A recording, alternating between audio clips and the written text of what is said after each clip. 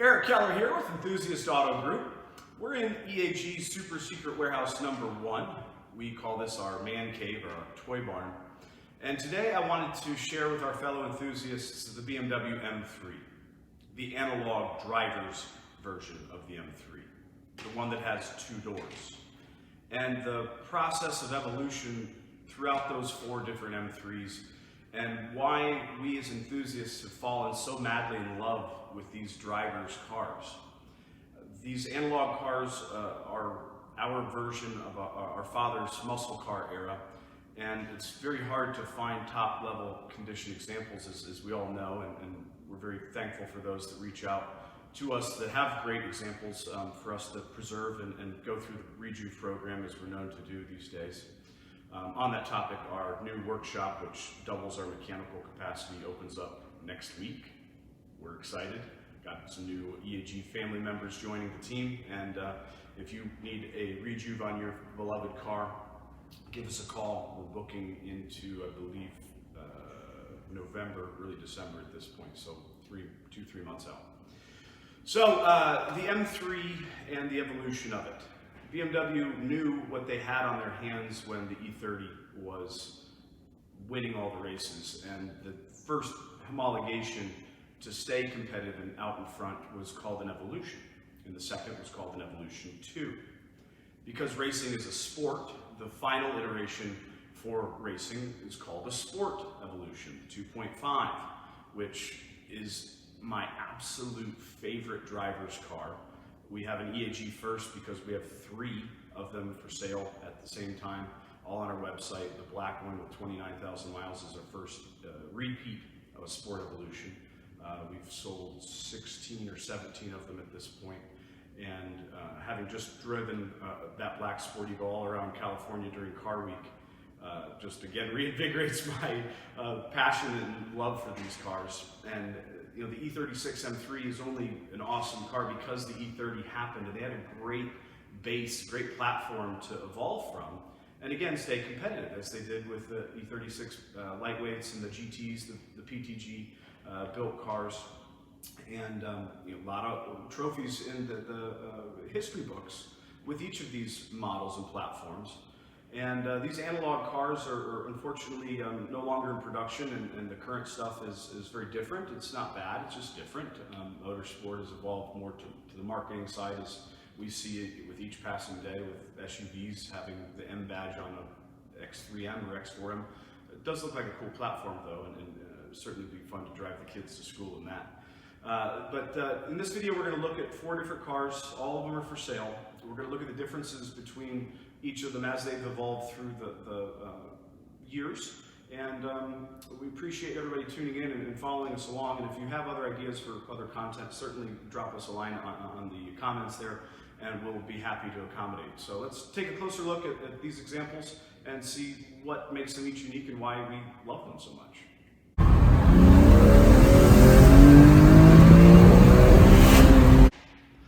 This is a 1988 E30 M3 North American spec, lacks silver over black.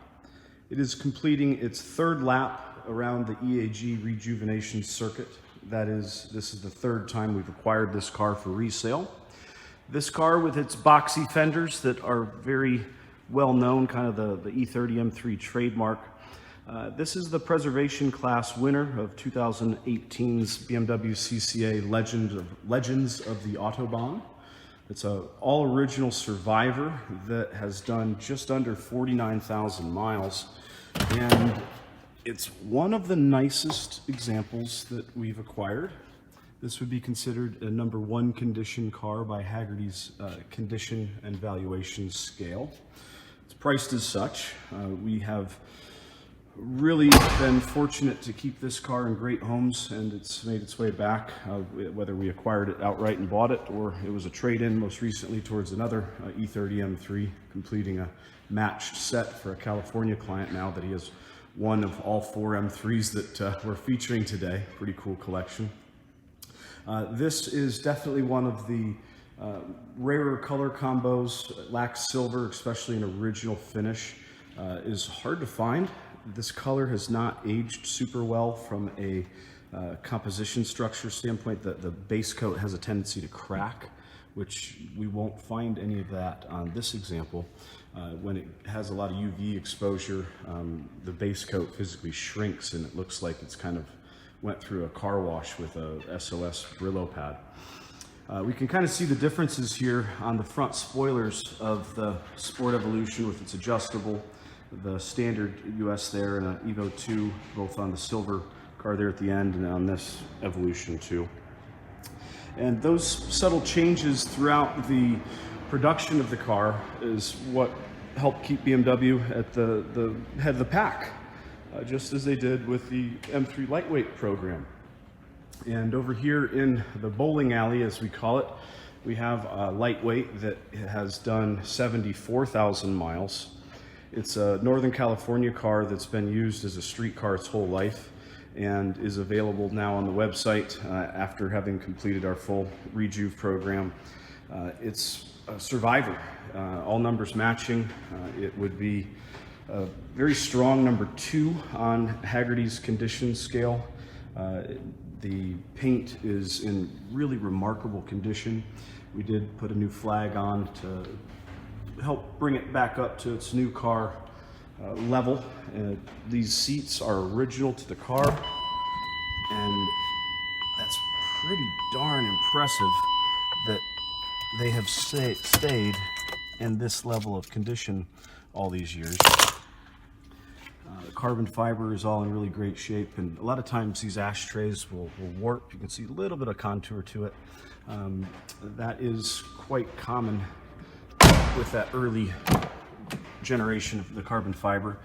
A lot of subtle little changes on the lightweights that the standard cars, like the other two that we have, which would both be number 1 condition. Examples: a 9,000 mile car and a 15,000 mile car, both EAG repeat visitors.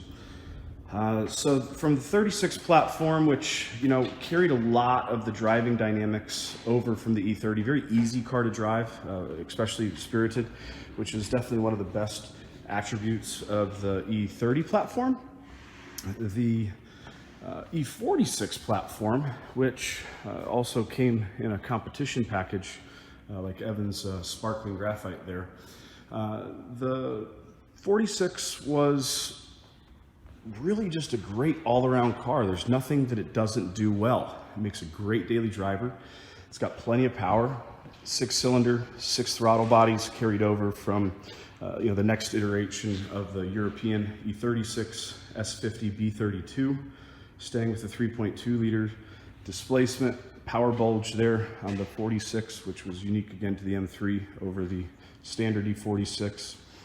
This is a 2006 carbon black on cinnamon, 33,000 mile 6-speed. If you want a convertible and need 4 seats, it's hard to beat this platform. It really just does everything really, really well. Drove this car home last night and the kids just absolutely love it, begged to go for a ride. And this is a really fun way to enjoy motorsport in a more leisurely way, but if we want to obviously turn it up, we're going to stay within the Coupe line, which we certainly have no shortage of those at the moment, which we're very thankful for. This is the main car I wanted to kind of highlight today. This is, in my opinion, it has to be the most desirable, most significant M3 Lime Rock left. It was really hard to not add this to the EAG collection. We've owned it for several months.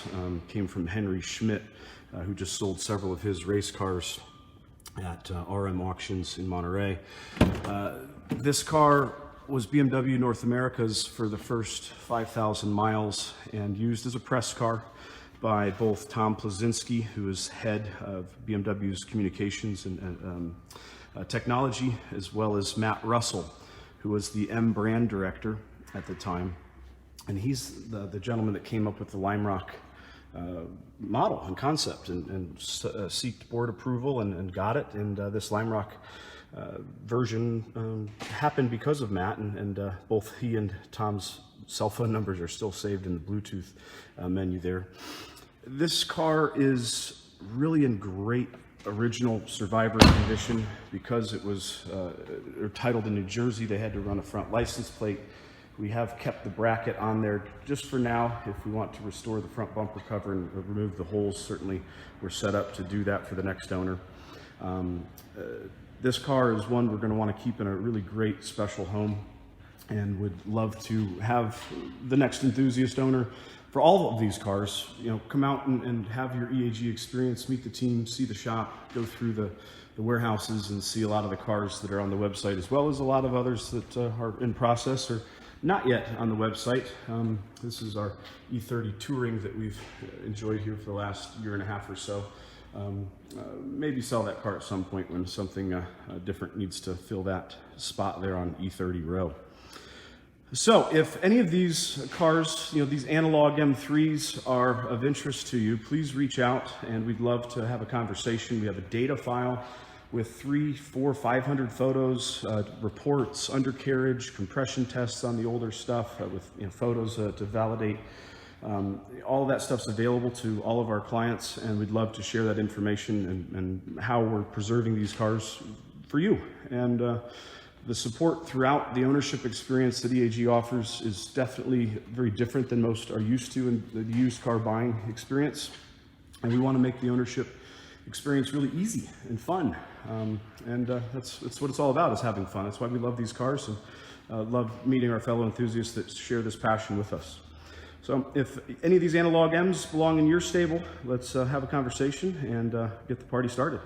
Thanks for tuning in. More to come. Subscribe down low. More notifications, turn those on, and more cool videos. If you have ideas for other videos, please make some comments, drop us an email, or throw your information up there on the comment section of the channel, and we are listening and would love to share more of these cars with all of you. Thanks for tuning in. See ya.